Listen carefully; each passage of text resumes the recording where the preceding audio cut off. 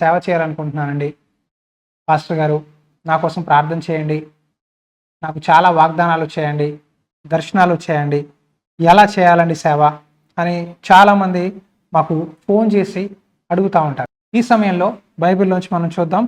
మత్తయి సువార్త 9వ అధ్యాయము 37, 38 వచనాలు ఒకసారి చూద్దాం. ఆయన సమూహములను చూచి వారు కాపరలేని గొర్రెల వలె విసిగి చెదరి ఉన్నందున వారి మీద కనికరపడి, కోత విస్తారమే గాని పనివారు కొద్దిగా ఉన్నారు గనుక తన కోతకు పనివారిని పంపుమని కోత యజమానుని వేడుకొనుడని తన శిష్యులతో చెప్పెను.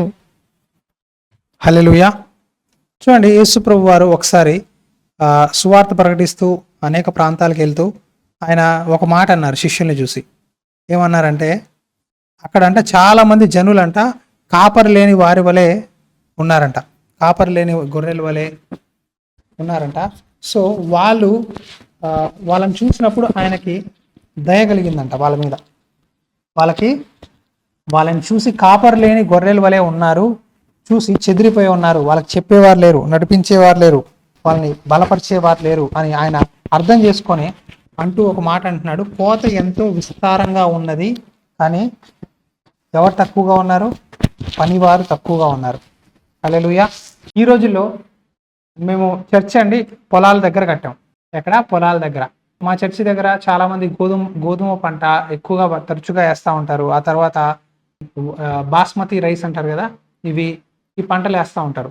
నేను చూసింది ఏంటంటే, గోధుమ పంట ఎప్పుడైతే వేస్తారో ఆ కోత కాలం వచ్చినప్పుడు మా చర్చి దగ్గర చుట్టుపక్కల పొలాలన్నీ కోతకాలంలో పంటలన్నీ ఎర్రగా అయిపోయి గోధుమలు సిద్ధంగా ఉంటాయి, కోయడానికి సిద్ధంగా ఉంటుంది. ఆ సమయంలో అండి మనుషుల్ని చాలామందిని కూలీకి తెప్పించి ఆ కోత కోస్తారు. కోత కోయడానికి కూలీ డబ్బులు చాలా అవుతాయి. సో అక్కడ వాళ్ళు చాలామంది మనుషుల్ని పెడితే కానీ పంట కోయలేరు కదా. సో అలాగే దేవుడి పరిచర్యలో సేవ చేయాలంటే, సేవ అంటే చాలామంది అనుకుంటారు వాక్యం చెప్పడమే సేవ, పాటలు పాడితే సేవ, ప్రార్థన చేయడమే సేవ అనుకుంటారు. స్టేజ్ మీద కనపడేదే సేవ అని చాలామంది అనుకుంటారు. సేవ అంటే అదొకటే కాదండి, స్టేజ్ మీద కనపడేది ఒకటే కాదు. చర్చి తోడవడం, కుర్చీలు వేయడం, చర్చిని కడగడం, అన్నిటినీ సరిగా ఆర్డర్లో పెట్టడం, మందిరంలో భోజనం పెట్టినప్పుడు ఆహారం వండడం, వడ్డించడం, ప్లేట్లు కడగడం, ఇలా చూసుకుంటే చాలా పనులు ఈరోజు పరిచర్యలో ఉన్నాయి. ఇప్పుడు మీడియాలో ఎడిటింగ్ చేస్తారు, కెమెరామెన్ కావాలి, ఎడిటర్ కావాలి, స్టేజ్ బ్యాక్గ్రౌండ్ వేసేవారు కావాలి, చాలా పనులు ఈరోజు పరిచర్యలో ఉన్నాయి. సో దేవుడు ఒక్కొక్కరికి ఒక్కొక్క పిలిపిస్తాడు. ఒకరిని కెమెరా తీయమంటాడు, ఒకరిని పాటలు పాడమంటాడు, ఒకరిని మ్యూజిక్ వాయించమంటాడు. అలాగా దేవుడు ఆయన పిలుపు ప్రకారం ఒక్కొక్కరిని ఏర్పరచుకుంటారు. అందరూ నేను స్టేజ్ ఎక్కి వాక్యమే చెప్తారంటే కెమెరా ఎవరు పట్టుకుంటారు? అందరూ నేను పాట పాడతానంటే మరి ప్రార్థించేవారు ఎవరు? సో దేవుడు అండి ఆయన పరిచర్య కొరకు ఒక్కొక్కరిని ఒక్కొక్క పిలుపుతో పెడతాడు. సో ఈరోజు చాలామంది పిలుపు తెలియక కొద్ది రోజులు చర్చికి వచ్చాక, కొన్ని సంవత్సరాలు వచ్చాక వాళ్ళకి వాక్యం చెప్పాలనే మనసు పుట్టినప్పుడు నేను పాస్టర్ అయిపోవాలి, ఎలా అయిపోవాలి అని చెప్పి కంగారులో సేవ చేసేస్తారు. పాస్టర్ గారిని అడగరు, సంఘంలో పెద్దల్ని కన్సల్ట్ చేయరు, సంఘంలో పెద్దలు ఎవరైనా ఉంటే సలహా తీసుకోరు. వెంటనే నేను సేవ చేయాలి, నాకు దేవుడు చెప్పాడు అని కంగారు పడి సేవలోకి వెళ్ళి కొంచెం కష్టాలు వస్తాయి, బాధలు వస్తాయి, మళ్ళీ వెనక్కి తిరిగిపోయి మళ్ళీ ఉద్యోగం చేసుకున్న వాళ్ళు బొచ్చెడు మంది ఉన్నారు ఈరోజు. లేరంటారా? చాలామంది నేను చూశాను. అయితే సేవ చేయడానికి నేను ఒక 9 సూచనలు మీకు చెప్తా. ఒకవేళ దేవుడు మిమ్మల్ని సేవకు పిలిచినట్లయితే ఈ 9 సూచనలు మీలో కనపడతాయి. హల్లెలూయా. చెప్పమంటారా? మరి రాసుకోండి, మీ దగ్గర బుక్కు పెన్ను ఉంటే ఈ 9 విషయాలు దయచేసి రాసుకోండి. ఇది చాలా అవసరమైంది. మీకు దేవుడు సేవ పిలుపు ఉంటే, లేదా పాస్టర్ గారు మీకు బాబు నువ్వు సేవకు రావాలి, అమ్మ నువ్వు సేవకు రావాలంటే, లేదా మీకు సేవ ప్రేరేపణ ఉండి ఇప్పటికే మీరు పార్ట్ టైం సేవ చేస్తున్నట్లయితే ఈ మాటలు మీకు చాలా అవసరమైనవండి. ఇవి దయచేసి మీరు ఒక పెన్ను బుక్ పెట్టుకొని రాసుకోండి. ఈ మాటలు నిజంగా మీకు ఉపయోగకరంగా ఉంటాయి. హల్లెలూయా. మరి చూద్దాం. మొదటిది ఏంటంటే మీరు మీ ఇంట సాక్ష్యంగా ఉంటారు. ఏంటంట, మీరు మీ ఇంట్లో మొదట ఒక మంచి సాక్షిగా ఉంటారు. ఈరోజు సేవ చేయాలంటే మొదట మీ ఇంట్లో మీ సాక్ష్యం ఉండాలి. మరి కొంతమంది అంటారు, పాస్టర్ గారు బైబిల్లో రాయబడింది కదా, ప్రవక్త తన ఇంట్లో ప్రవక్త తన ఇంట్లో ఘనహీనుడిగా ఉంటాడు కదా, మరి నా ఇంట్లో వారు నన్ను ఒప్పుకోరు, నా భక్తిని కానీ, నా ప్రార్థనని కానీ, నా ఆధ్యాత్మిక జీవితాన్ని కానీ వాళ్ళు ఒప్పుకోరండి. మరి నేను ఎలా వాళ్ళ దృష్టిలో గుర్తించబడతాను, ఎలా వాళ్ళు నన్ను ఒప్పుకుంటారు అని మీరు అనుకోవచ్చు. చూడండి, అందరి ఇళ్లలో ఇలా ఉండదు. కొంతమంది ఇళ్లలో నిజమే ఒప్పుకోరు. కానీ సాక్ష్యం అంటే ఏంటంటే, మీరు ప్రభువుని వెంబడిస్తున్నారు, మీరు చర్చికి వెళ్తారు, మీరు ప్రార్థన చేస్తారు, మీరు బాప్తిజం తీసుకున్నారు, మీరు దేవుడి బిడ్డగా మారారు అనే సాక్ష్యం తెలియాలి. ఈరోజు చాలామంది సీక్రెట్ బిలీవర్స్ అయిపోయారు. అంటే భర్త మారకపోతే, భార్య మారితే భార్య భర్తకి చెప్పలేదు, నేను చర్చికి వెళ్తాను, లేకపోతే నేను వాక్యం చదువుతాను అని తెలియకుండా చాలా సీక్రెట్గా మెయింటైన్ చేసే వాళ్ళు ఉన్నారు. ఒకవేళ మీకు సేవకు పిలుపు ఉంటే మీరు మొదట నిర్మొహమాటంగా, భయం లేకుండా, ధైర్యంగా మీ సాక్ష్యాన్ని మీ ఇంటి వారికి చెప్పాలి. హల్లెలూయా. వాళ్ళు ఒప్పుకున్నా ఒప్పుకోకపోయినా మీరు దేవుని బిడ్డ వలె వాళ్ళ దృష్టిలో జీవించాలి. మీరు బాప్తిజం పొంది ఉండాలి, మారు మనసు పొంది ఉండాలి, ప్రభు భోజనంలో అంటే హోలీ కమ్యూనియన్లో మీరు పార్టిసిపేట్ చేస్తూ ఉండాలి. కనీసం మినిమం కొద్ది సంవత్సరాలు అయినా మందిరానికి మీరు క్రమంగా వెళ్ళేవారైతే దేవుడు మీతో మిమ్మల్ని సేవకు పిలుస్తాడు. ఇది ఒక చిహ్నం, మొదటి క్రైటీరియా. రెండోది, మీ మనసులో నేను సువార్త ప్రకటించాలి, నేను ప్రార్థన చేయాలి, నేను మందిరంలో కుర్జీలు వేయాలి, నేను మందిరంలో ఏదైనా పని చేయాలి అనే ప్రేరేపణ మీకు కలుగుతూ ఉంటుంది. ఎంతమందికి కలిగిందండి? చాలామందికి ఎవరికైతే సేవకి భారం ఉంటుందో, పిలుపు ఉంటుందో, వాళ్ళ హృదయంలో నేను ఏదో ఒక పని చేయాలి దేవుని కోసం, నేను పాటలైనా పాడాలి, ప్రార్థన అయినా చేయాలి, లేదా సాక్ష్యమైనా చెప్పాలి, సండే స్కూల్ పిల్లల్ని వాక్యాలు నేర్పించడం, మ్యూజిక్ కొట్టాలి, లేదా నేను పాస్టర్ గారికి సహాయం చేయాలి, నేను పని చేయాలి, మందిరంలో ఏదో ఒక పని నేను చెయ్యాలి, దేవుడి పరిచర్యలో నేను ఖాళీగా కూర్చోలేను అనే ప్రేరేపణ మీకు కలుగుతూ ఉంటుంది. ఇది రెండో చిహ్నం, మీకు దేవుడికి మీ పట్ల సేవ పిలుపుంటాయి. హల్లెలూయా. ఒక సేవ చేయాలంటే అండి, ఒకరి దగ్గర మనం సేవ చేయాలంటే మొదట మనం తర్ఫీదు పొందాలి. తర్ఫీదు లేకుండా ఒక సేవకుడి దగ్గర నేను సేవ చేసేస్తాను, నేను వాక్యం చెప్పేస్తాను, నేను ప్రార్థన చేసేస్తాను అంటే మీరు దేవునికి పనికిరారండి. ఒక సేవ చేయాలంటే ఒక సేవకుడు కింద, ఒక దైవజనుడి కింద మనం విధేయతతో అణిగి మన సాక్ష్యాన్ని కాపాడుకుంటూ, మనం ఆయన అనుభవాల ద్వారా, ఆయన నేర్పించే పాఠాల ద్వారా, దేవుడు మనకి సేవకుల్ని పెట్టి నేర్పించే పాఠాల ద్వారా మనం నేర్చుకోవాలి. హల్లెలూయా. ఆమోసు గ్రంథంలో రాయబడింది, సింహం గర్జించినప్పుడు భయపడని వాడు ఎవరు? అలాగే నేను నా సేవకులకి బోధించినప్పుడు, నా సేవకులకి నేను నా మాట చెప్పినప్పుడు ప్రవచించిన వాడు ఎవరు అని ఆమోసు గ్రంథం 3వ అధ్యాయం 7-8 వచనాల్లో రాయబడింది. సో దేవుడు అండి ఆయన సేవకులకి చెప్తాడు. చెప్పి వాళ్ళు ఎలా చెప్తారో మనం వాళ్ళకి మొదట విధేయత కలిగి జీవించాలి. మనం కనిపించే దైవజనుడికే లోబడకపోతే, దైవజనుడి మాట విననప్పుడు మనం దేవుని సేవ ఎలా చేయగలం, దేవుని మాట ఎలా వినగలం? సో మీరు సేవ చేసే పిలుపు ఉంటే మొదట మీరు ఒక చర్చిలో కనీసం కొద్ది సంవత్సరాలు ఒక సేవకుడి దగ్గర ఉండి ఏదో ఒక పరిచర్య చేయాలి, ఆయన దగ్గర నేర్చుకోవాలి. ఆయన కొన్నిసార్లు మిమ్మల్ని పరీక్షిస్తాడు. ఫుల్ టైం మినిస్ట్రీకి వచ్చి ఉంటే, పార్ట్ టైం సేవకు వచ్చే వాళ్ళకి అంత పరీక్షలు ఉండవు, కానీ సంపూర్ణ సేవకు వచ్చిన వాళ్ళకి అనేక పరీక్షలు ఉంటాయి. కొన్నిసార్లు మిమ్మల్ని గర్దిస్తారు, మీరు చేయని తప్పుకి తిడతారు, కొన్నిసార్లు మిస్అండర్స్టాండింగ్స్ అవుతాయి.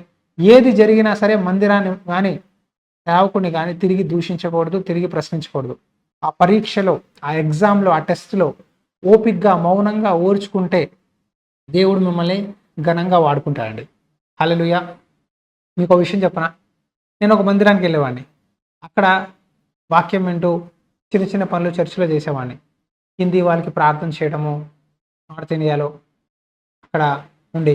సో ఆ సేవకుడు ఏం చెప్పారంటే, అక్కడ ఆ చర్చిలో అండి ఈవినింగ్ చిన్న చిన్న స్థలాల్లో 10 మంది 15 మంది గ్యాదర్ అయ్యి చిన్న చిన్న స్థలాల్లో వాక్యాలు చెప్పడానికి పంపించేవారు. అయితే మాతో నేను పార్ట్ టైం సేవ చేసేవాడిని, అప్పుడు జాబ్ చేస్తూ సేవ చేసేవాడిని. సో ఒకరోజు నాకు ఇలాగే ప్రేరేపణ వచ్చి, పాస్టర్ గారు నాకు వాక్యం చెప్పాలని ప్రేరేపణ వస్తుందండి, చెప్పమంటారా? నేను గత 6 నెలల నుంచి నేను ఇదే మాట నేను మనసులో నాకు కలుగుతుంది, ఇది కరెక్టేనా, నేను చెప్పగలనా, నేను అర్హుడినేనా, నాకు చెప్పాలనిపిస్తుంది, నాకు అందుకే మిమ్మల్ని వచ్చి అడిగానంటే ఆయన ఏమన్నారు తెలుసా? బాబు కొద్ది రోజులు ఆగు, టైం వచ్చినప్పుడు నేను చెప్తాను, అప్పుడు నువ్వు చెప్తూ కానీ అని చెప్పారు. సో ఈ మాట 2016లో జరిగింది.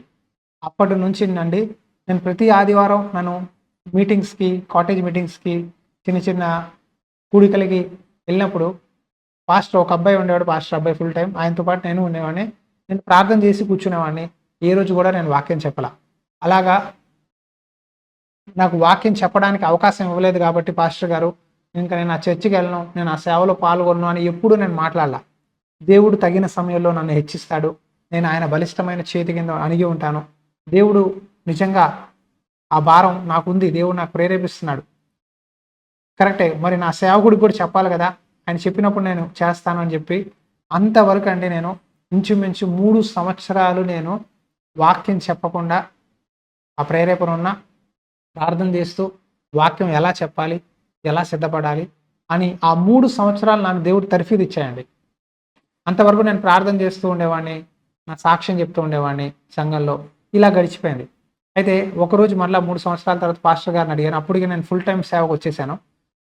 సో నేను అడిగాను, పాస్టర్ గారు ఇప్పుడు వాక్యం చెప్పాలనిపిస్తుంది, ఏం చెప్పచ్చా అంటే, ఏంటి ఇంతవరకు నువ్వు చెప్పట్లేదా ఏంటి,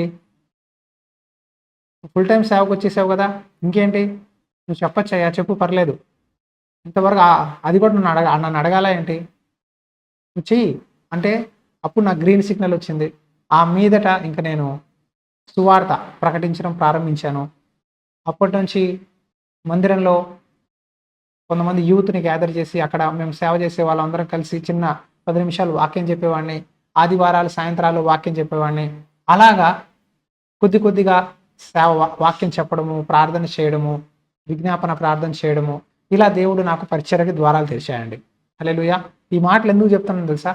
ఈరోజు చాలామంది యవనస్తురాళ్ళు సేవ చెయ్యాలి అంటే దేవుడు చెప్పాడు, ఒక వాగ్దానం వస్తుంది, పేరు పెట్టి పిలిచి ఉన్నాను, నువ్వు నా సొత్తు, నేను నిన్ను నా నామానికి మహిమ కొరకు నేను నిన్ను వాడుకుంటాను అనే చిన్న ఇష్యా గ్రంథంలో వచ్చే వాగ్దానాలు 1-2 వాగ్దానాలు వస్తే చాలు, నేను వాక్యం చెప్పేయాలి, పాటలు పాడేయాలి, పాస్టర్ గారు మీరు పక్కన తప్పుకోండి, నేను వాక్యం చెప్తాను ఈ శుక్రవారం నాకు ఇవ్వండి అని పోటాపోటీగా ఉంటారు. అది పద్ధతి కాదండి, పద్ధతి కాదు. దేవుడు తగ్గిన సమయంలో మనకు చెప్తాడు, అంతవరకు మనం వేచి ఉండాలి, కనిపెట్టాలి, ట్రైన్ అవ్వాలి. ఒక జాబ్ మీకు ఇవ్వాలంటే అండి 4 సంవత్సరాలు డిగ్రీ చదువుతారు మీరు, అవునా? 4 సంవత్సరాలు డిగ్రీ చదువుతారు. 4 సంవత్సరాలు డిగ్రీ చదివాక ఆ తర్వాత మళ్ళీ మీరు ఇంటర్వ్యూస్కి వెళ్ళి ఎగ్జామ్ రాసి ఎంట్రన్స్ ఇంటర్వ్యూ సెలెక్ట్ అయితే జాబ్ వస్తే మళ్ళీ దగ్గర 6 నెలలు, 3 నుంచి 6 నెలలు లేదా కొన్ని చోట్ల సంవత్సరం ట్రైనింగ్ ఉంటుంది. సంవత్సరం ట్రైనింగ్ తర్వాత అప్పుడు మీకు సేవ ఏదంటే అప్పుడు మీకు జాబ్లో ఏం చేయాలో మీకు పని చెప్తారు. ఈరోజు చాలామంది సేవకి పిలుపు ఉంది అంటే చాలు, వెంటనే వాళ్ళకి మనసులో వాక్యం చెప్పాలని ఉంటుంది, ప్రార్థన చేయాలని ఉంటుంది. ఇంకా దేవుడు సేవ కూడా అక్కర్లా, సంఘం మాకు అక్కర్లా. దొంగచాటుగా సీక్రెట్గా కొంతమంది సిస్టర్స్ని గ్యాదర్ చేసి వాళ్ళ ఆఫీస్లోనో ఎక్కడో సేవకుడికి చెప్పకుండా వాళ్ళు ఒక గూగుల్ గ్రూప్ తయారు చేస్తారు, గూగుల్ మీట్ని తయారు చేసి వాళ్ళలోనే ఎవరైతే గ్రూప్ ఫామ్ చేశారో వాళ్ళలోనే ఒకరు వాక్యం చెప్పేస్తారు, ఒకరు పాటలు పాడేస్తారు. ఎప్పుడైనా సరే ప్రేరేపణ కలిగితే ఎవరికైనా పాస్టర్ని పిలుస్తారు, చెప్పిస్తారు. అది దేవుడి పద్ధతి కాదు. మీకు ఒక దైవజనుడు కావాలి. ఈరోజు చాలామంది గూగుల్ మీట్స్ చేస్తున్నారు, తప్పుగా అనుకోవద్దు, చేయొచ్చు. కానీ మీరు గూగుల్ మీట్ చేసినప్పుడు మీ గ్రూప్లో కనీసం మీకు వ్యక్తిగతంగా ఒక పాస్టర్ ఉండాలి. ప్రతి వారం మీకు బోధించే ఒక నాయకుడు ఉండాలి. నాయకుడు లేకుండా ఎవరికి వాళ్ళు మేమే వాక్యం చెప్పేసుకుంటాం, మేమే పాటలు పాడేసుకుంటాం, మేమే ప్రార్థన చేసుకుంటాం అంటే అది దేవుని చిత్తానికి వ్యతిరేక. బైబిల్ అది చెప్పట్ల, బైబిల్కి బయటికి వెళ్ళి చేస్తున్నారు. ఆది సంఘంలో అపోస్తులు, ప్రవక్తలను దేవుడు ఎందుకు నియమించాడు తెలుసా? సంఘాన్ని నడిపించాలంటే కాపరి కావాలి. మీరు గూగుల్ మీట్ అయినా చేయండి, లేదా మీరు జూమ్ కాల్స్ అయినా చేయండి, లేదా మీరు యూట్యూబ్లో అయినా చెప్పండి. ఒక పిలువబడిన వ్యక్తి, దేవుడి చేత అభిషేకించబడిన వ్యక్తి సేవకుడు, నాయకుడు మీకు నడిపించేవారు ఉండాలి. చాలామంది ఈ మాటను తప్పుతున్నారు. ఇది తప్పుగా తీసుకోవద్దండి. ఇది నేను మీ మంచి కోసం చెప్తున్నాను. సిస్టర్స్ కానీ, బ్రదర్స్ కానీ ఏదైనా గ్రూప్ ఫామ్ అయితే మీరు ఒక పరిచర్య ఆన్లైన్‌లో నడిపించాలనుకుంటే నడిపించండి, తప్పు లేదు. కానీ ఒక సేవకుని దగ్గర మీరు సలహా తీసుకోవాలి. నీకు అనేక మంది సలహాకర్తలు ఉండాలి. న్యాయకర్తలు ఉండటం మేలు, అది మీకు మేలు. సేవకుడు చెప్తాడు, ఏ సర్వీస్ ఎలా చేయాలమ్మా, ఆర్డర్ ఎలా చేయాలి, ఎలా ప్రార్థన చేయాలి. అనుభవం పొందిన వారు మీకు నేర్పిస్తారు.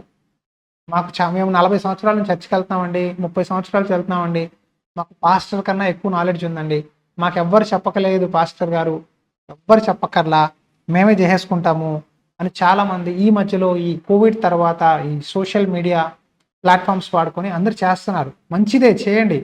కానీ ఒక కాపరి లేకపోతే ఏమవుద్ది? అంధత్వంలోకి వెళ్తుంది సేవ. కాపరి ఉంటే మంచి కాపరి. కాపరి అంటే ఎవరు పడితే వాళ్ళు కాదు, దేవుడు మీకు ప్రేరేపిస్తాడు, ఈ వ్యక్తిని ఈ గ్రూప్కి హెడ్గా పెట్టి ఈ సేవని నడిపించు అని చెప్పి సేవకుని ముందు పెట్టి ఆయన ద్వారా సలహాలు తీసుకుంటూ మీరు ప్రార్థన చేసి పాటలు పాడి మీరు సాక్ష్యం చెప్పి వీలైతే మీకు వాక్యం చెప్పాలని చెప్పి అలా ఒక సేవకుని ఆధ్వర్యంలో మీరు సేవ చేసినట్లయితే అది ఒక క్రమమైన సేవగా ఉంటుంది. హల్లెలూయా. ఇది మూడో చిహ్నం. మిమ్మల్ని దేవుడు పిలిస్తే మీరు ఒక సేవకుడి దగ్గర అనుభవాలతో, ఆయన దగ్గర ఉన్న అనుభవాలు నేర్చుకుంటూ ఆయన నేర్పించే ఆ గైడ్లైన్స్లో నడుస్తారు. ఇది కొద్ది కాలం అండి, జీవితాంతం ఇలాగే ఉండాలని కాదు. కొద్ది కాలం దేవుడు ట్రైనింగ్ ఇస్తాడు. ట్రైనింగ్ ఇచ్చి సువార్త చేసిన వాళ్ళు అనుభవంతో చేస్తారు. ట్రైనింగ్ లేకుండా డైరెక్ట్గా వచ్చి చేసిన వాళ్ళు దెబ్బలు తింటూ పడుతూ పిడుతూ చేస్తూ చేస్తారు. సో దేవుడు 2 రకాలుగా పిలుస్తాడు. కానీ అనుభవం భక్తుల దగ్గర మనం తర్ఫీదు పొంది సేవ చేయడం చాలా శ్రేష్టమైనది. ఇది మూడో చిహ్నం. నాలుగోది, మీ పట్ల దేవుడి పిలుపు ఉంటే. నాకు చాలామంది అంటారు, పాస్టర్ గారు నాకు సేవ చేయాలని ఉందండి, నాకు సేవ చేయాలని ఉందండి, నాకు సేవకు పిలుపుంది అంటారు. మీ పట్ల దేవుడి కండి సేవకు పిలుపు ఉంటే చిహ్నం ఏంటో తెలుసా? మిమ్మల్ని మీ దైవజనుడు గుర్తిస్తాడు. 100 మంది సంఘంలో వచ్చినా మీ పట్ల సేవకి ప్రణాళిక ఉందని ఆయన పిలుస్తాడు. బాబు, అమ్మాయి రా, నీ పట్ల దేవుడికి సేవ పిలుపు ఉంది, నువ్వు సమర్పించుకో, నువ్వు దేవుడి మందిరంలో పనులు చేయి, ఒకరోజు దేవుడు నేను సేవకు వాడుకుంటాడు, నువ్వు పాటలు పాడతావు దేవుడి కొరకు, నువ్వు ప్రార్థన చేస్తావు, నువ్వు వాక్యం చెప్తావు, దేవుడు నీకు ఒక సంఘాన్ని ఇస్తాడు, రాబోయే రోజుల్లో ఒక ప్రాంతానికి పంపిస్తాడు అని సేవకులన్నీ మీ కొరకు ప్రవచనం చెప్తారు. అది దేవుడు చెప్పేదే. దేవుడు చెప్తేనే కదా జరుగుద్ది. ఏ విషయమైనా అండి, 2-3 సాక్ష్యం చేత ఒక మాట కన్ఫర్మ్ రూఢిపరచబడుతుంది. సో మీ సేవకుడు మీకు చెప్తాడు. ఇది 4వ చిహ్నం. మీరు ఎక్కడికైతే మందిరానికి వెళ్తున్నారో, లేదా మీరు కొన్నిసార్లు ఉద్యోగ సభలకు వెళ్ళినప్పుడు కొంతమంది పాస్టర్స్ మిమ్మల్ని చూసి మీ పట్ల ఆ దేవుని అభిషేకము పిలుపుని చూసి వాళ్ళు మీకు బయలుపరుస్తారు. ఇది 4వ చిహ్నం. 5వది ఏంటంటే, మీరు దేవుడు మిమ్మల్ని పిలిచి ఉంటే మీరు ఎక్కువగా దేవుని మందిరంలో, దేవుని పరిచర్యలో సమయాన్ని స్పెండ్ చేయడానికి ఆశపడతారు. లోకంలో తిరగడం కన్నా, స్నేహితులతో తిరగడం కన్నా, అక్కడికి ఇక్కడికి వెళ్ళడం కన్నా దేవుడితో ఎక్కువగా గడపడాన్ని మీరు ఇష్టపడతారు. హల్లెలూయా. అవునండి, నేను దేవుణ్ణి నమ్ముకున్నాక చర్చికి వెళ్ళినప్పుడు, నేను నా భార్య విశ్వాసంలో ఉన్నప్పుడు మేము ఎక్కువగా ఆదివారం అంతా పొద్దున్న నుంచి రాత్రి వరకు మందిరంలోనే ఉండేవాళ్ళం. ఇది నిజంగా చెప్తున్నా. పొద్దున్న వచ్చి చర్చికి సాయంత్రం 5 వరకు అక్కడే ఉండి ఆ తర్వాత బయలుదేరేవాళ్ళం. అలా దేవుడి మందిరాల్లోనే గడిపేవాళ్ళం. దేవుడి మందిరంలో గడిపే ఆ ఒక్క రోజు అంతా, ఆ వారం అంతా బలాన్ని, శక్తినిచ్చేది. ఆ తర్వాత శుక్రవారం ఉపవాస ప్రార్థనకి వెళ్ళేవాళ్ళం. సో దేవుడు మందిరంలో ఎక్కువగా గడపాలి, దేవుడితో మాట్లాడాలి, దేవుడి సన్నిధిలో కూర్చోవాలి, నేను ప్రార్థన ఏకాంతంగా చేసుకోవాలి, నేను బైబిల్ చదువుకోవాలి అనే ఆసక్తి, ఆశ, వాంఛ కలిగి ఉంటారు ఎవరైతే దేవుడు పిలుపు కలిగి ఉంటారు. ఇది 5వ చిహ్నం. 6వది, అవిశ్వాసులండి మిమ్మల్ని చూసి గుర్తిస్తారు. అవిశ్వాసుడు అంటే మీ బంధువులు, మీ ఫ్రెండ్స్, మీ జాబ్లో కొలీగ్స్, మీ కాలేజీలో ఫ్రెండ్స్, ఎవరైనా సరే మిమ్మల్ని చూసి దేవుడి సన్నిధి ఇతనితో ఉంది, ఇతనితో యేసుప్రభు ఉన్నాడు అని గుర్తించి వాళ్ళు అడుగుతారు, బాబు నా కోసం ప్రార్థన చేయవా, అంకుల్కి బాగాలేదు, ఆంటీకి బాగాలేదయ్యా, బీపీ అయ్యా, థైరాయిడ్ అయ్యా, షుగర్ అయ్యా, మా కోసం ప్రార్థన చేయి బాబు, మేము ఆ ప్రభువుని నమ్ముకోకపోయినా నువ్వు నమ్ముకున్నావు కదా, మా కోసం ప్రార్థన చేయవా, నువ్వు ప్రార్థన చేస్తే మాకు బాగవుద్దని మేము నమ్ముచున్నామయ్యా అని మీ పట్ల మీకున్న ఆ పిలుపుని వాళ్ళు గుర్తిస్తారు. గుర్తించి మీ దగ్గర ప్రార్థన కోరతారు. ఎంతమందికి జరిగిందండి ఇలాగా? మీరు ఒక విశ్వాసే, కానీ మీకు ప్రార్థన చేయమని అడుగుతారు. వాళ్ళ హృదయంలో ఉన్న సమస్యలు చెప్తా ఉంటారు. ఇది దేవుడి సేవకి పిలుపు, దేవుడి సేవ పిలుపు ఉన్న వారిలో కనిపించే ఆరో చిహ్నం. మిమ్మల్ని అడుగుతారు. మీరు ఎప్పుడైతే వాళ్ళకి ప్రార్థన చేస్తారో ఆ ప్రార్థనకి జవాబుగా దేవుడు వాళ్ళని స్వస్థపరిచి, వాళ్ళని ఆశీర్వదించి, వాళ్ళకి ద్వారా ఒక సాక్ష్యాన్ని బయటకు వచ్చే విధంగా చేసి మీతో చెప్తాడు, చూడు నేను నిన్ను పిలిచాను, నువ్వు ప్రార్థించావు, వాళ్ళకి బాగైంది అని దేవుడు రుజువుపరుస్తాడు. హల్లెలూయా. తర్వాత 7వది ముఖ్యమైనది, మిమ్మల్ని దేవుడి సేవకి పిలిస్తే మీరు మీ ఇంట్లో, చర్చ్లో, అలాగే మీ సేవకుని ఎదుట, ఈ ముగ్గురు ఎదుట మీ సాక్ష్యం ఒకేలా ఉంటుంది. హల్లెలూయా. అర్థమవుతుందా? మళ్ళీ చెప్తా. 7వ మాట, మిమ్మల్ని దేవుడు సేవకి పిలిస్తే మీ పాస్టర్ గుర్తిస్తాడు మీ సాక్ష్యాన్ని, తనకి పిలుపు ఉందని. మీ సంఘంలో ఉన్న విశ్వాసులు, పెద్దలు మీ మీద మంచి సాక్ష్యం కలిగి ఉంటారు. అవును, ఈ అబ్బాయిని ఈ అమ్మాయిని సేవకు దేవుడు పిలిచాడు, వీళ్ళని వాడుకుంటాడు అని వాళ్ళు గుర్తిస్తారు. ఆ తర్వాత మీ ఇంటి వారు, అంటే మీ తల్లిదండ్రులు కానీ ఎవరో ఒకరైనా ఇద్దరైనా, మా అబ్బాయికి మా అమ్మాయికి పిలుపు ఉంది, వీళ్ళని దేవుడు వాడుకుంటారు అనే ఆ సాక్ష్యాన్ని మీరు కలిగి ఉండాలి. ఈ ముగ్గురు చేత మీరు ఎప్పుడైతే సాక్ష్యం కలిగి ఉంటారో అప్పుడు నిజంగా దేవుడి పిలుపు మీ పట్ల ఉంది. హల్లెలూయా. ఆ తర్వాత ఇంకో మాట అండి, ఇప్పటికి నేను మీతో 7 సైన్స్ చెప్పాను, 7 సైన్స్ చిహ్నాలు. ఆ తర్వాత 8వ మాట, మీ పట్ల దేవుడు సేవ పిలుపు ఉంటే మీరు ఏ వాక్యం విన్నా, ప్రార్థన చేసినా, మీరు పాస్టర్ గారి వాక్యం విన్నా, యూట్యూబ్ ఓపెన్ చేసి వాక్యం వింటున్నా, ఎలా వింటున్నా సరే దేవుడు ఎంతసేపు సేవ పట్ల ప్రవచనాలే ఇస్తాడు. నా సేవ చేయి, నా సేవ చేయి. ఎంతసేపు సేవకి సంబంధించిన వాక్యాలే మీ చెవులలో వినపడతాయి. మీరు ఎన్ని సాక్ష్యాలు విన్నా, ఎన్ని వాక్యాలు విన్నా తిరిగి తిరిగి తిరిగి మళ్ళీ సేవ దగ్గరికి వస్తుంది. సేవకి పిలుపున్న వారిలో ఇది ముఖ్యంగా కనిపించే ఒక చిహ్నం. నేను నా జీవితంలో చూసా. ఎప్పుడైతే నన్ను సేవకు దేవుడు పిలిచాడో, ఒక ఇద్దరు ముగ్గురు పాస్టర్ల ద్వారా, వాళ్ళ ద్వారా ప్రవచింపజేశాడు. ఆ తర్వాత నుంచి నేను ఏ వాక్యం వింటున్నా సరే దేవుడు తిరిగి తిరిగి సేవ దగ్గరికి వచ్చేది. ఇంకా నేను అనుకునేవాడిని, ప్రభువా ఇంక నీకేం పని లేదా, ఏ వాక్యం విన్నా, ఏ చెప్పినా ఇంకా సేవ దగ్గరికి ముడిపట్టి తీసుకొస్తావు, ఇంకా నన్ను వదలవాయ్యా, నేను సేవ చేయగలనా, నేను మాట్లాడగలనా, నేను ఎక్కడ పనికి వస్తాను, ఉద్యోగం మానేస్తే నా భార్య పిల్లల్ని ఎవరు పోషిస్తారు, నువ్వేమో సేవ చేయమంటావు, ఎలా చేయాలో నాకు తెలియదు, నాకు ఆహారం ఎలా పెడతావు, కుటుంబాన్ని ఎలా పోషిస్తావు అనే ప్రశ్న నా మనసులో ఎప్పుడు మెదులుతూ ఉండేది. ఒకవైపు టెన్షన్గా ఉండేది. నేను సాఫ్ట్వేర్ ఇంజనీర్లా పనిచేశానండి. సాఫ్ట్వేర్ కన్సల్టెంట్ అంటారు, ఇంజనీర్ కన్నా పైన వెళ్ళాను. సో ఒక మంచి ఎంఎన్సీ కంపెనీలో జాబ్ చేస్తున్నాను. జాబ్ మానేస్తే ఎలాగా, ఎలా పోషిస్తావు, నువ్వు నాకు పోషణకు ఒక మార్గం తెలిస్తేనే కదా నేను సేవకు వస్తాను అని అడిగేవాడిని దేవుణ్ణి. ఒకరోజు పాస్టర్ గారు ఒక ఉద్యోగ సభకి వెళ్ళినప్పుడు విజయవాడలో ఆయన వాక్యం చెప్తూ మొర్దెకై ఎస్తేరు గురించి చెప్తున్నారు. చెప్తూ ఆయన అన్నాడు,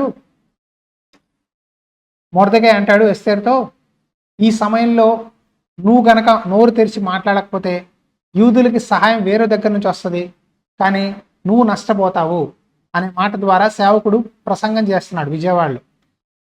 ఆ మాటలు విన్నప్పుడు దేవుడు నాతో సూటిగా మాట్లాడాడు, నువ్వు గనక ఇప్పుడు నోరు తెరవకపోతే, నువ్వు గనక ఇప్పుడు నాకు సమర్పించుకోకపోతే నా సేవ అయితే వెళ్తుంది, ఇంకెవరో వచ్చి చేస్తారు, సేవ ఆగదు, కానీ నష్టపోయేది నువ్వే అనే హెచ్చరింపు ఆ రోజు నాకు దేవుడు ఇచ్చాయండి. ఆ వార్నింగ్ అంటారు చూసారా, హెచ్చరింపు. నేను ఎప్పుడైతే ఆ హెచ్చరింపు విన్నానో భయపడిపోయాను.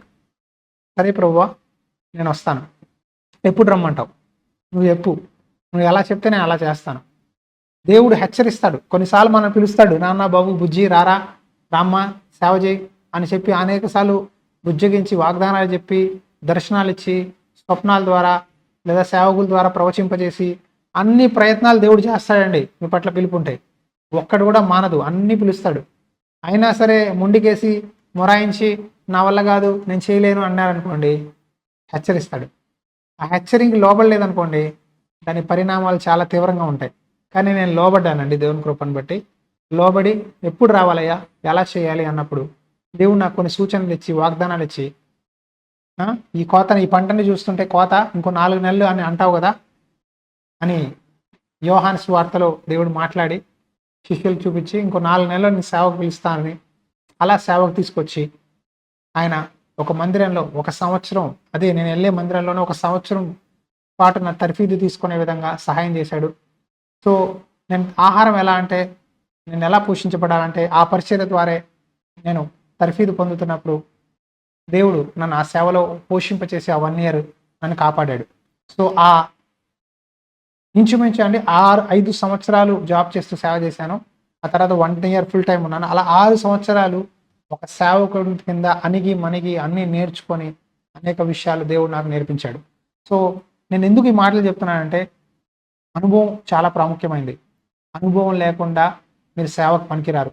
చాలామంది అంటారు, బైబిల్ కాలేజ్కి వెళ్ళానండి, థియాలజీ ఉందండి, నా దగ్గర డిగ్రీస్ ఉన్నాయని అంటారు. ఈ థియాలజీ డిగ్రీ అనేది సబ్జెక్ట్ నాలెడ్జ్, ప్రాక్టికల్ నాలెడ్జ్ మీకు కావాలి. థియరిటికల్ కాదు, ప్రాక్టికల్ కావాలి.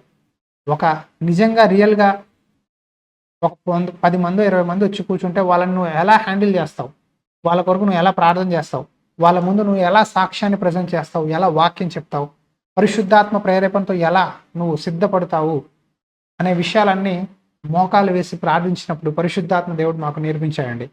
మేము ఏ బైబిల్ కాలేజ్కి వెళ్ళలేదు, ఎక్కడ తర్ఫీదు పొందలా, కానీ దేవుడు మమ్మల్ని పెట్టిన చిన్న చిన్న ఆ మార్గాల్లో నడుస్తూ, సేవకుల ద్వారా వాక్యం వింటూ, ఆ మాటలు వింటూ లోబడి అలా ముందుకు సాగుతూ అక్కడ నుంచి మేము హైదరాబాద్కి వచ్చాక, ఆ తర్వాత కోవిడ్ టైంలో అలా దేవుడు సోషల్ మీడియా ద్వారా అలా దొరికిన ప్రతి అవకాశాన్ని వాడుకుంటూ, శుభవార్త టీవీ ద్వారా, సోషల్ మీడియా ద్వారా, యూట్యూబ్ ద్వారా అలాగా ఇంతవరకు పంజాబ్ వరకు తీసుకొచ్చి ఇక్కడ మమ్మల్ని చిన్న మందిరం ఇచ్చి సేవ చేయడానికి సహాయం చేస్తున్నాడు.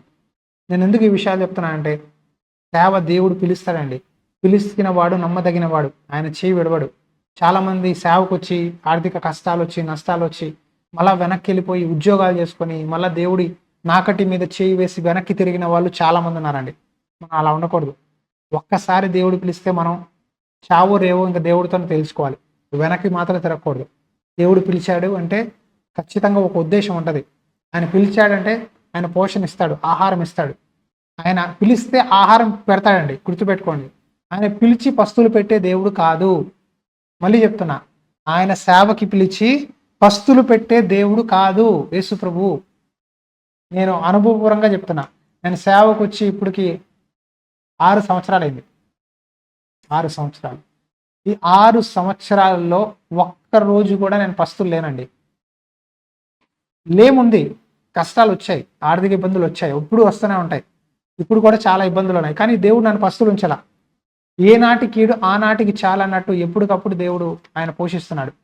మీరు ఈ వాక్యం వింటున్నారు, మీకే తెలుసు మీలో ఎంతమంది మమ్మల్ని సపోర్ట్ చేస్తున్నారు, ఎంతమంది సపోర్ట్ చేయలేదో మీకు కూడా తెలుసు. కానీ ఎలా ఈ సేవ సాగుతుంది అంటే, దేవుని హస్తం వల్ల, ఆయన కృపగల హస్తం ద్వారా మేము పోషించబడుతున్నామండి. ఆమేన్, హల్లెలూయా. సేవలో దేవుడు అన్నీ నేర్పిస్తాడండి. ఆర్థిక ఇబ్బందులు ఉంటాయి, కష్టాలు అన్నీ ఉంటాయి. కాకపోతే పస్తు పెట్టి చంపే దేవుడు అయితే కాదు. అది మన అవివేకం వల్ల, మన బుద్ధిహీనత వల్ల జరుగుద్దేమో కానీ, మన దేవుడు పిలుపు తెలుసుకుంటే, దేవుడు కొంతమందిని ఫుల్ టైంగా పిలుస్తాడు, కొంతమందిని పార్ట్ టైంగా పిలుస్తాడు. అర్థం చేసుకోండి.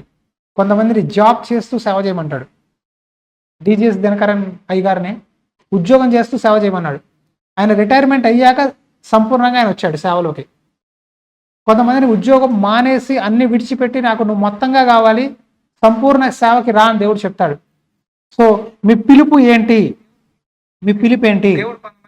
మీ పిలుపు ఎలాంటిది? ఎలాంటి పిలుపు దేవుడు మిమ్మల్ని పిలిచాడు అది మీరు తెలుసుకోవాలి. చాలా మందికి పిలుపులు అండి సందేహాలు ఉంటాయి. ఎలా పిలిచాడు, ఎలా రావాలి అర్థం కాక ఏదో ఒకటి చేసేద్దాం, ఏది చేసినా సేవే కదా అని అనుకుంటారు. తప్పండి. దేవుడు ఎలా పిలిచాడో అలా చేయాలి. కొంతమందిని అపోస్తులుగా, కొంతమంది ప్రవక్తలుగా, కొంతమందిని సువార్థికులుగా, కొంతమంది పరిచారకులుగా, కొంతమందిని కానుకలు ఇచ్చేవారిగా, కొంతమందిని మందిరంలో పని చేసేవారిగా, కొంతమందిని సహాయకులుగా దేవుడు సంఘంలో నియమించాడు. హల్లెలూయా. మీ సేవ ఏంటి, మీ పిలుపు ఏంటి తెలుసుకున్నారా? తెలుసుకోలేదా? అయితే మేము గూగుల్ మీట్ పెడతా ఉంటాం ప్రతి సోమవారం గురువారం. మీరు దాంట్లో జాయిన్ అవ్వండి. మీరు మీకున్న తలాంతులు వాడుతూ ఉండండి, దేవుడు మీకు బయలుపరుస్తాడు. మీరు అక్కడ పాటలు పాడండి, ప్రార్థన చేయండి. ప్రతి బుధవారము శనివారం జరుగుతూ ఉంటుంది. ఆ మీటింగ్లో మాతో మీరు ఫెలోషిప్లో జాయిన్ అవ్వండి. ఖచ్చితంగా దేవుడు మీ పట్ల ఆ ప్రణాళికలు నెరవేరుస్తాడు. సో 7వ మాట నేను చెప్పాను, మీ సాక్ష్యం మందిరంలో పాస్టర్ ఎదుట అలాగే మీ ఇంట్లో ఉండాలి. సో 8వది, దేవుడు అండి మిమ్మల్ని ఆయన మౌత్ పీస్లా వాడుకుంటాడు. ఏంటి మౌత్ పీస్ అంటే? ఆయన బూర వలె, ఆయన మాటలు ప్రకటించే ఒక ప్రక్రియ, ఒక పరికరం వలె వాడుకుంటాడు. ఇతరుల పట్ల, ఇతరుల సమస్యల్లో ఉన్నప్పుడు వాళ్ళకి దేవుడు అంటాడు, ఈ వ్యక్తి బాధలో ఉన్నాడు, అతనితో వెళ్ళి పరామర్శించు, అతనితో మాట్లాడు, అతని కొరకు ప్రార్థించు. లేదా కొన్ని మాటలు చెప్తాడు. ఉద్యోగం లేని వారికి ఎవరైనా కనిపించి మీకు తెలిస్తే ఆ మందిరంలో దేవుడు చెప్తాడు, నువ్వు వెళ్ళి ఆ బ్రదర్కి చెప్పు, ఇదిగో నేను ఉద్యోగం ఇస్తానని చెప్పు, ఇదిగో నేను అనారోగ్యం తీసేస్తానని చెప్పు, ఇదిగో నేను ఆశీర్వదిస్తానని చెప్పు, ఇదిగో ప్రమోషన్ ఇస్తానని చెప్పు అని మీ మనసులో ప్రేరేపిస్తాడు. ఆ ప్రేరేపణ లోబడి మీరు ఎప్పుడైతే దేవుడు మాటలు అక్కడ ప్రకటిస్తారో అక్కడ దేవుని కార్యం జరిగి వాళ్ళు ఎప్పుడైతే ఆ మాటని రిసీవ్ చేసుకుంటారో, వాళ్ళు దీవించబడ్డారనుకోండి, అప్పుడు వాళ్ళు నమ్ముతారు, దేవుడు అవును ఈ బ్రదర్ ద్వారా నాతో మాట్లాడాడు, ఈ బ్రదర్కి దేవుడి పట్ల సేవ పిలుపుంది అని వాళ్ళు గుర్తిస్తారు. ఆ తర్వాత మీకు కూడా ఒక కన్ఫర్మేషన్గా ఉంటుంది, అవును దేవుడు నన్ను పిలిచాడు, ఆయన మాటలు నేను చెప్పినప్పుడు అది నెరవేరుతున్నాయి, అది జరుగుతున్నాయి అనే మాటలు మీకు రూఢిపరుస్తాడు. ఇది 8వ చిహ్నం. హల్లెలూయా. అర్థమవుతుందా? ఇంకా చివరిగా 9వది చూద్దాం. దేవుడు అండి జరగబోయే సంగతులు మీకు బయలుపరుస్తాడు. అంటే లోకల్లో ఏం జరగబోతుంది, ప్రపంచంలో ఏం జరగబోతుంది, ఈ దేశంలో ఈ యుద్ధం వస్తుంది, దేవుడు మనస్సు మీతో బయలుపరుస్తాడు. ఉదాహరణకండి, అబ్రహాము ని కలవడానికి దేవదూతలు పంపించబడినప్పుడు వాళ్ళు ఏమంటారంటే, సొదొమ గొమొర్రా నాశనం అయిపోతుంది, నేను నాశనం చేయబోతున్నాను, ఈ సంగతులు అబ్రహాంకి తెలియకుండా ఉండడం నాకు నచ్చట్లా, నేను అబ్రహాంకి చెప్పకుండా నేను ఏది చేయను అని దేవుడు అనుకొని బయలుపరుస్తాడు. అబ్రహాం, నేను సొదొమ గొమొర్రాని నాశనం చేయబోతున్నాను, నా ఉగ్రత దాని మీద రాబోతుంది అన్నప్పుడు అబ్రహాము ఆ మాటలు విని దేవుడితో ఏం చేస్తాడంటే బేరం ఆడతాడు. ఎందుకు? లోతు తన మేనల్లుడు ఉన్నాడుగా, తన మేనల్లుడు కుటుంబం ఉంది, భార్య ఉంది, పిల్లలు ఉన్నారు, వాళ్ళు ఎక్కడ చనిపోతారేమో అని, అయ్యా 10 మందినైనా నీతిమంతులు ఉంటే నువ్వు జ్ఞాపకం చేసుకోవా అంటే, నేను జ్ఞాపకం చేసుకుంటా అన్నాడు. అబ్రహాం ప్రార్థన వినండి, ఆ దేశమంతా ఉగ్రత వచ్చిన లోతుని కుటుంబాన్ని దేవుడు ఆయన దేవదూతలు పంపించి రక్షించాడు. హల్లెలూయా. సో దేవుడు అండి ఆయన సేవకుల్ని గౌరవిస్తాడు. మనం ఎప్పుడైతే దేవుని ఇష్టానుసారంగా నడుచుకుంటామో, ఆయనకు లోబడి ఆయన చెప్పిన ప్రాంతానికి వెళ్ళి ఆయన చెప్పిన చోట ఉండి ఆయన సేవ చేస్తామో, దేవుడు ఆయన సేవకుల్ని గణపరుస్తాడు. అంటే గణపరచడం అంటే మనుషులు ఎదుట గణపరుస్తాడు. ఆ తర్వాత పరలోక రాజ్యంలో దేవుడు చాలా ఆనందంగా ఉంటాడు. ఎందుకంటే నమ్మకస్తుల్ని ఆయన దీవించే దేవుడు. నమ్మకస్తుల్ని మెండైన దీవెనలు దీవిస్తా అన్నాడు. నమ్మకస్తులకి మెండైన దీవెనలు కలుగును అని ఉంది. సో నమ్మకంగా సేవ చేయండి, దేవుడు మిమ్మల్ని దీవిస్తాడు. సో ఈ 9 సూచనలు ఉంటాయి, దేవుడు జరగబోయే సంగతులు చెప్తాడు. ఈ 9వ సూచనలో నేను మరొకసారి రిపీట్ చేస్తాను. ఈ 9 సూచనలు మీరు రాసుకోండి, త్వరగా చెప్తాను. మొదటిగా, మీరు మీ ఇంట్లో సాక్షిగా ఉండాలి. రెండోదిగా, మీకు సేవ చేయాలని ప్రేరేపణ కలుగుద్ది మీ మనసులో. మూడోదిగా, ఒక మంచి దైవజన్ దగ్గర తర్ఫీదయ్యి మీరు వాక్యం ద్వారా సంఘంలో పరిచర్య చేయడం ద్వారా లేదా సేవకుడితో ఉండి పరిచర్య భారాన్ని పంచుకోవడం ద్వారా కొద్ది సంవత్సరాలు వాళ్ళతో ఉంటే మీకు దేవుడు అన్ని విషయాలు నేర్పిస్తాడు. ఇది 3వ చిహ్నం. 4వది, మీ దైవజనుడు మీరు వెళ్ళే సంఘంలో మీ పాస్టర్ గారు మీ పట్ల దేవుని సేవా పిలుపుని గుర్తించి మిమ్మల్ని అట్టి రీతిగా మిమ్మల్ని నడిపిస్తారు. 5వదిగా, మీరు ఎక్కువసేపు మందిరంలో గడపడానికి ప్రార్థన సమావేశాల్లో లేదా సువార్త కూడికల్లో ఏది మందిరంలో ఎప్పుడు ఏ పని ఉన్నా పరిగెత్తుతారు, ముందుగా ఉంటారు, మొదటిగా కూర్చుంటారు, మొదటిగా చేస్తారు. మందిరంలో కూర్చొని దేవుడు సేవ చేస్తుంటే చాలా ఆనందిస్తారు. ఆ ఆనందం మీకు ఎక్కడ కలగదు, ఇది సేవ పిలుపున్న వాళ్ళకి కలుగుతుంది. 6వదిగా, అవిశ్వాసులు మీ పట్ల దేవుడి ఉద్దేశాలు, దేవుడి ప్రసన్నత, దేవుడి మహిమని వాళ్ళు గుర్తించి మీ ద్వారా ప్రార్థన చేయించుకుంటారు. 7వదిగా మీరు మీ ఇంట్లో, మీ సంఘంలో, మీ సేవకుని ఎదుట మీ సాక్ష్యం ఒకే రీతిగా ఉంటుంది. 8వదిగా ఏంటంటే దేవుడు మిమ్మల్ని నోటిబూరగా వాడుకొని మీ ద్వారా అనేకులకి ప్రవచింపజేస్తాడు. మీ ద్వారా, మీ జీవితం ద్వారా అనేకులు మాదిరికరంగా నేర్చుకొని మిమ్మల్ని చూసి చాలామంది అనుకుంటారు ఇతని పట్ల ప్రత్యేక ప్రణాళిక ఉంది, ఉంటే ఈ బ్రదర్లా ఉండాలి, ఉంటే ఈ సిస్టర్లా ఉండాలని ఒక సంఘంలో ఒక మాదిరికరంగా ఉంటారు. 9వది దేవుడు జరగబోయే సంగతులు మీ పట్ల ఏదైతే ఉన్నాయో అది మీ పట్ల, దేశం పట్ల, ప్రపంచం పట్ల, సంఘం పట్ల భారాన్నిచ్చి దేవుడు మిమ్మల్ని వాడుకుంటాడు. హల్లెలూయా. ఈ 9 సూచనలు మీలో ఉన్నాయంటే, పని చేస్తున్నాయంటే మీరు దేవుడి సేవకి పిలువబడిన వారు. సిద్ధపడండి, దేవుడు ఎప్పుడైనా సేవ పిలవాళ్ళు. అర్థమైందా? హల్లెలూయా. సో ఇంకో మాట అండి, దేవుడు పిలిస్తే ఎవరైతే ఈ పిలుపు కలిగిన వారు ఎవరైతే ఉంటారో వాళ్ళు ఎక్కువగా అండి దేవుని ప్రేమిస్తారు. దేవుడు మందిరంలో పని ఉంటే పరిగెడతారు. దేవుడి చర్చిలో ఏదైనా అవసరం ఉంది, ఇప్పుడు మేము ఎన్నిసార్లు చెప్తాం, మాకు ఎక్విప్మెంట్స్ ప్రాబ్లం ఉన్నాయంటే మీకు అర్థం కాదు. ఎక్విప్మెంట్ అంటారు, మీడియా అంటారు, ఏంటండి అని ఎప్పుడు అడగరు. అదే దేవుడు ప్రేమించేవాడు, సేవ పిలుపు ఉన్నవాడు, నేను ఈ పాస్టర్ గారి సంఘంలో వీళ్ళకి ఒక కెమెరా ప్రాబ్లం ఉంది, ఒక ల్యాప్టాప్ ప్రాబ్లం ఉంది, ఒక అవసరం ఉంది, వీలైతే మనం ప్రార్థన చేద్దాం, మనం సహాయం చేద్దాం అని ముందుకొచ్చి అందరి విశ్వాసాలని కలిపి ఆ కానుకలు సేకరించి మందిరాన్ని, ఆ పని కొరకు, ఆ సేవ, ఆ పరికరం కొరకు సేవ ముందుకు కొనసాగే విధంగా వాళ్ళందరూ చేతులు కలిపి ఒక వస్తువు లేదా ఒక పని ముందుకొచ్చి వాళ్ళే చేసి దేవుడి సేవని, దేవుడి సేవకుని ప్రోత్సహిస్తారు. ఇది ఎవరు చేస్తారంటే పిలుపు ఉన్నవారు చేస్తారు. మిగతా వాళ్ళు వినేసి మాకెందుకులే ఇంకెవరో చేస్తారులే అని వెళ్ళిపోతారు.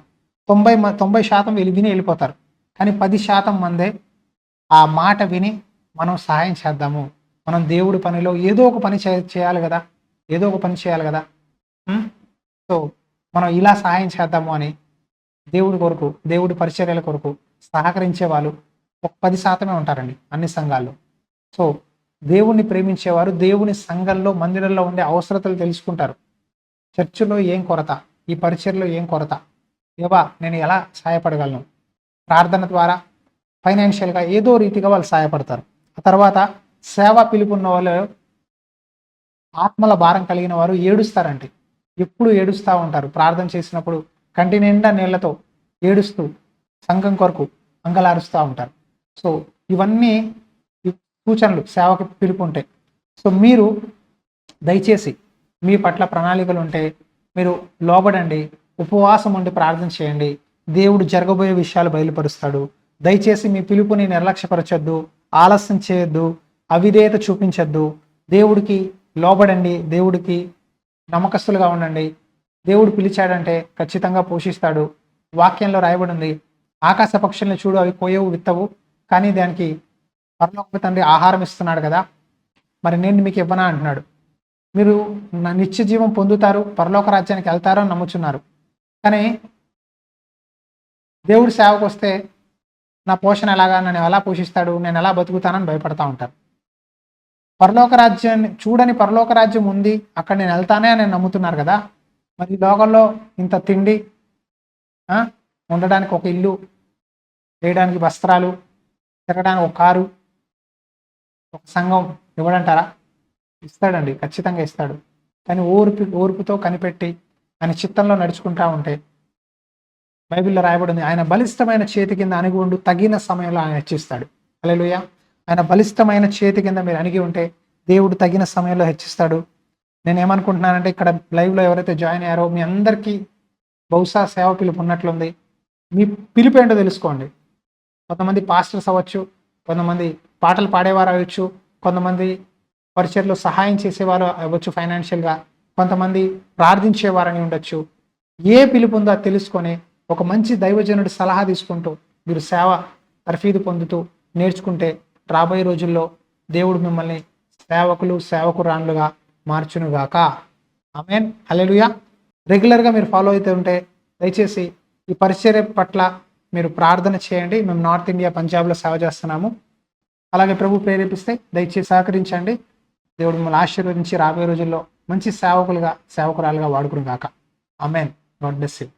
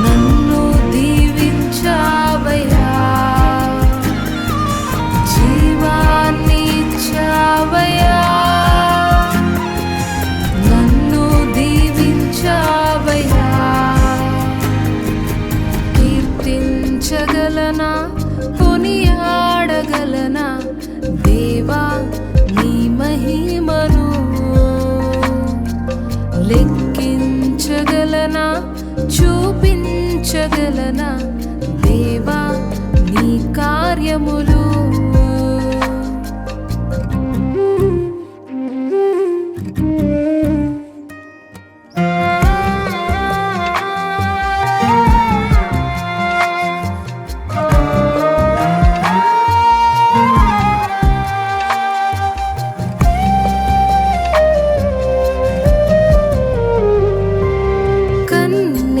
సుడులతో ఎన్నో రాత్రులు నేను గడిపినను, కన్నీటి సుడులతో ఎన్నో రాత్రులు నేను గడిపినను.